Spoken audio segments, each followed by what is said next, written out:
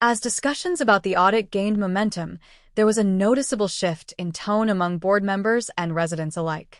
No longer was this just about political rivalry or personality clashes.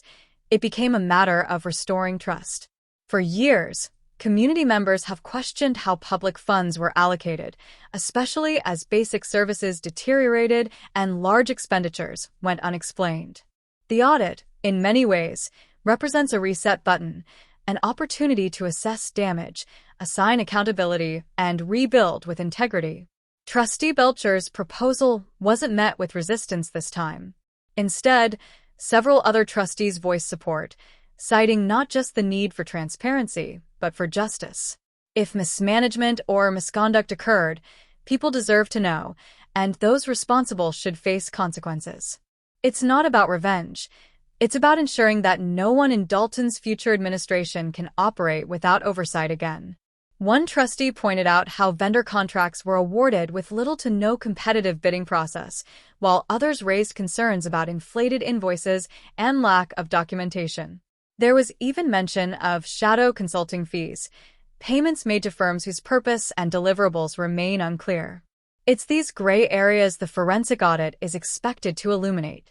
Residents in attendance seemed cautiously hopeful. Many of them had shown up to previous meetings, voicing concerns only to feel ignored or stonewalled.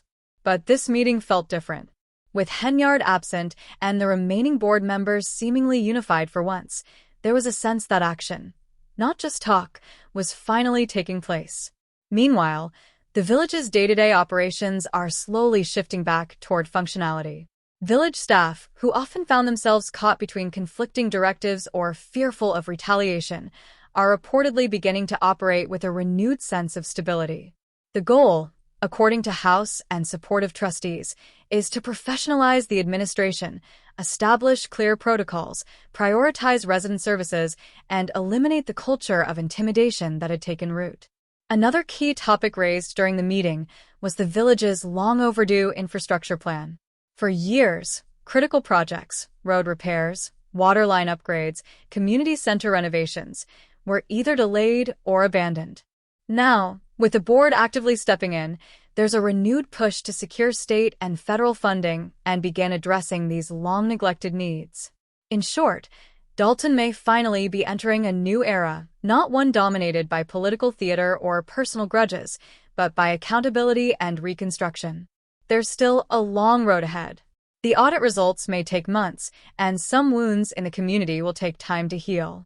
But the message from this final meeting was clear. Silence will no longer stall progress, and absence will not prevent accountability. Tiffany Henyard has now been named as a third-party defendant in an ongoing legal matter, adding yet another layer to the complex web surrounding her administration. In short, Dalton's leadership is shifting.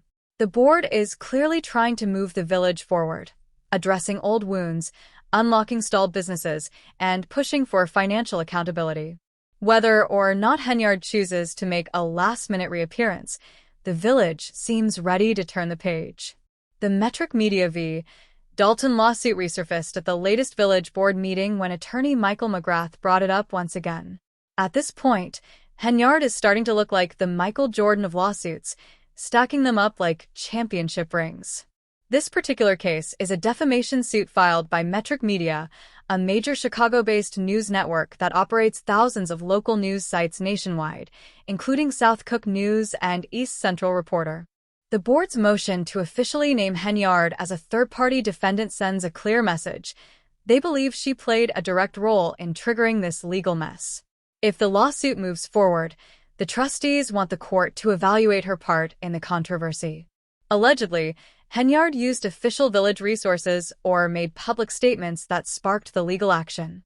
While full details haven't emerged yet, the implication is loud and clear. They believe she started this. For context, during 2023 and 2024, Metric Media relentlessly covered Henyard and the village of Dalton, turning her administration into what many described as a political reality show. Their reports highlighted excessive security spending, questionable financial decisions, and blurred lines between village and township budgets.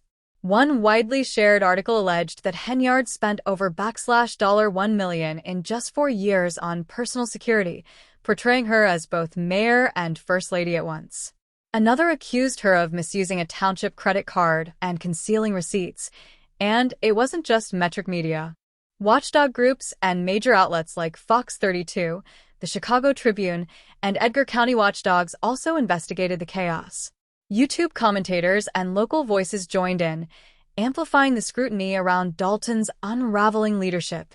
Metric Media hit especially hard, and in 2023, Henyard, along with the village of Dalton, fired back with a defamation lawsuit in Cook County, claiming the stories were packed with lies and deliberate misinformation meant to destroy her reputation. Now, in a stunning twist, that very same village is turning around and trying to drag her into the lawsuit she once initiated.